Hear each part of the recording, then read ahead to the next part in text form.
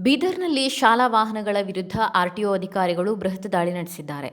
ದಾಖಲೆಗಳನ್ನು ನವೀಕರಿಸದ, ತೆರಿಗೆ ಪಾವತಿಸದ ಹಾಗೂ ಇನ್ಶೂರೆನ್ಸ್ ಇಲ್ಲದೆ ಸಂಚರಿಸುತ್ತಿದ್ದ ವಾಹನಗಳ ಮೇಲೆ ಕ್ರಮ ಕೈಗೊಳ್ಳಲಾಗುತ್ತಿದ್ದು, ಹಲವಾರು ವಾಹನಗಳನ್ನು ತಪಾಸಣೆಗೆ ಒಳಪಡಿಸಲಾಗಿದೆ. ಒಂದೇ ವಾರದಲ್ಲಿ ಬರೋಬ್ಬರಿ 117 ಶಾಲಾ ವಾಹನಗಳ ವಿರುದ್ಧ ಪ್ರಕರಣ ದಾಖಲಾಗಿದ್ದು, ನಿಯಮ ಉಲ್ಲಂಘಿಸಿದ ಮಾಲೀಕರಿಂದ ಸುಮಾರು 8,04,728 ರೂಪಾಯಿ ದಂಡ ವಸೂಲಿ ಮಾಡಲಾಗಿದೆ.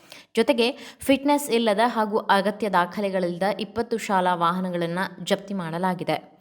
ಮಕ್ಕಳ ಸುರಕ್ಷತೆಯನ್ನು ಗಮನದಲ್ಲಿಟ್ಟುಕೊಂಡು ಶಾಲೆ ಆರಂಭವಾದ ಸಮಯದಲ್ಲೇ ವಾಹನಗಳ ತಪಾಸಣೆಯನ್ನು ತೀವ್ರಗೊಳಿಸಲಾಗಿದೆ ಎಂದು ಸಾರಿಗೆ ಇಲಾಖೆ ತಿಳಿಸಿದೆ.